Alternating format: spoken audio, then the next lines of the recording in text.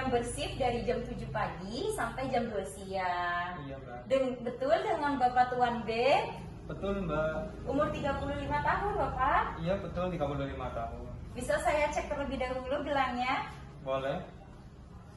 Oke, Bapak. Di sini saya akan melakukan pendidikan kesehatan terkait tuberkulosis atau TB paru. Bagaimana Bapak keadaannya? Apakah sehat?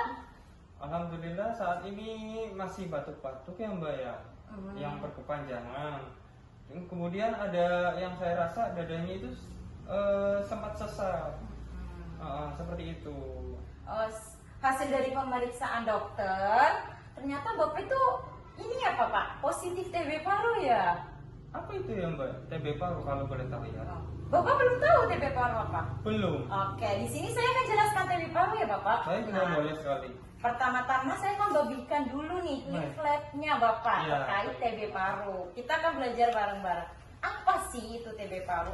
TB paru atau tuberkulosis adalah penyakit menular yang disebabkan oleh bakteri Mycobacterium tuberculosis yang umumnya menyerang paru-paru. Nah, penyakit ini menyebar melalui udara ketika penderita itu batuk, bersin, atau berbicara dan dapat menular ke orang lain yang menghirup bakteri tersebut, Bapak. Seperti itu, Mbak. Iya, gejala TB paru itu bermacam-macam, Bapak.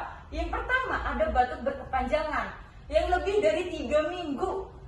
Nah, Lebih dari 3 minggu. iya betul Lama Bapak. sekali ya, Mbak ya? Iya. Terus yang kedua ada demam. Biasanya pada penderita TB paru itu kan demam Bapak dari 38 sampai 39 dan demamnya itu naik turun dibarengi dengan nyeri dada. Nah, pada pasien TB paru itu ada nyeri dada. Terus habis itu sesak nafas Bapak. Sesak nafas, nyeri dada, terus ada keringat pada malam harinya terus menerus. Iya, Mbak, ada.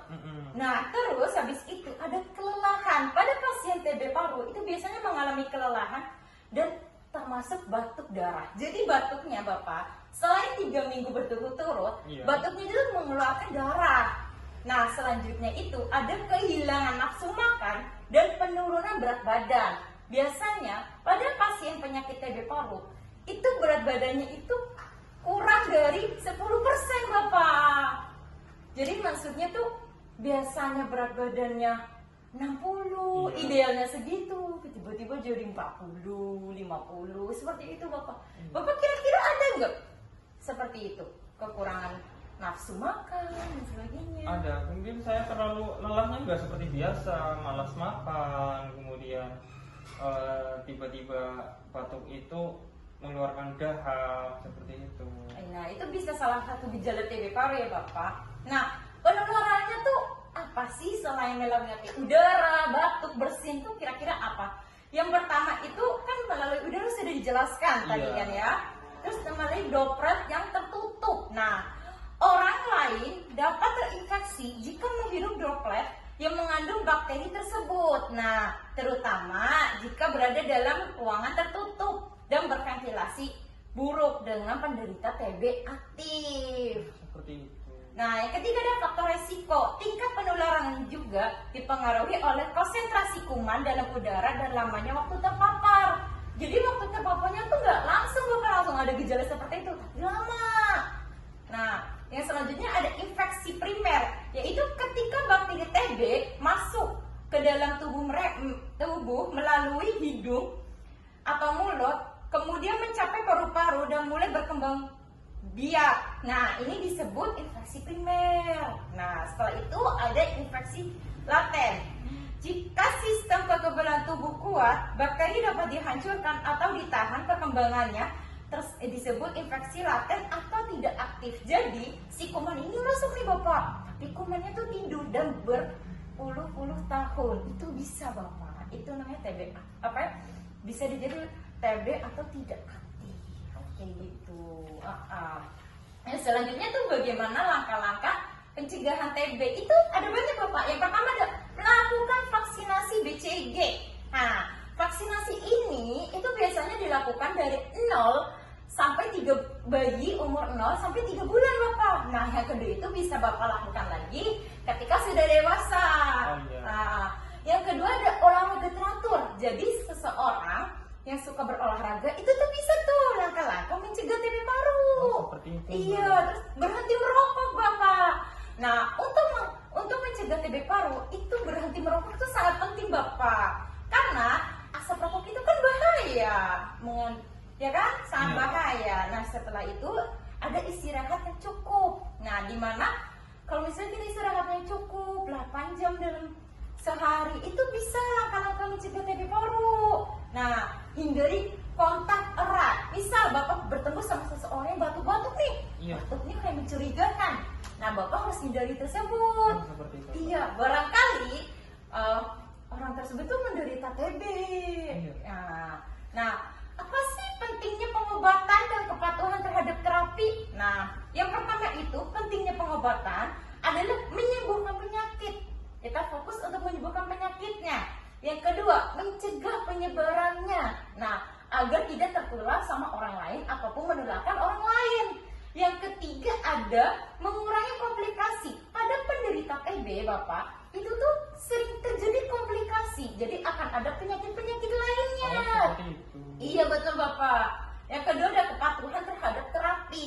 Nah, yang pertama itu menghindari resintasi obat. Terus ada meningkatkan keberhasilan terapi. Terus yang paling penting adalah dukungan keluarga dan masyarakat. Ini sangat penting Bapak untuk kita bisa memajukan terapi atau pengobatan pada pasien TB paru. Nah, kira-kira Bapak paham nggak apa yang saya sudah jelaskan? Sebagian sudah cukup paham, Mbak. Ada yang mau ditanyakan nggak Bapak kira-kira? Ada yang mau saya tanyakan. Saya Iya. di rumah kan punya beberapa burung ya, Mbak ya. Burung peliharaan. Apakah itu termasuk menjadi sebab dari penyakit tersebut ya, Mbak? Oh betul Bapak. Jadi apa yang namanya lingkungan yang kotor ya. Nah burung itu kan mempunyai virus. Iya. Ada yang namanya flu burung, Iya, betul kan? betul. Nah burung itu juga pasti kan mengeluarkan kotoran. Iya. Kalau Bapak nggak pernah bersihin kotorannya burung, terus kotorannya kemana-mana, itu bisa salah satunya tersebut faktor resiko. Faktor resiko terjadinya TB paru Bapak dengan lingkungan kotor tersebut. Jadi kalau misalnya Bapak apa yang namanya lingkungannya masih kotor, masih banyak kotoran burung, nanti dibersihkan ya Bapak. Takutnya akan menularkan kepada orang lain karena lingkungannya kotor. Bisa juga Bapak pernah berkontak fisik dengan seseorang penderita TBC, tapi Bapak tidak tahu.